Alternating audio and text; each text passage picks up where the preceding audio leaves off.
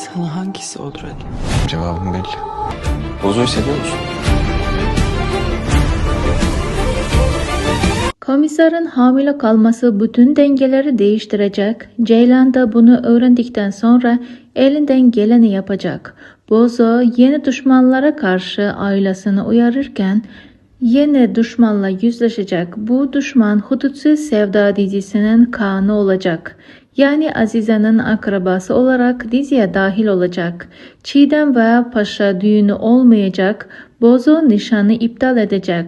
Hamburglu'nun ölümüyle Avrupalı karteller ve Alman istihbaratı Bozo ve Haydar Ali'nin başı büyük belaya girecek.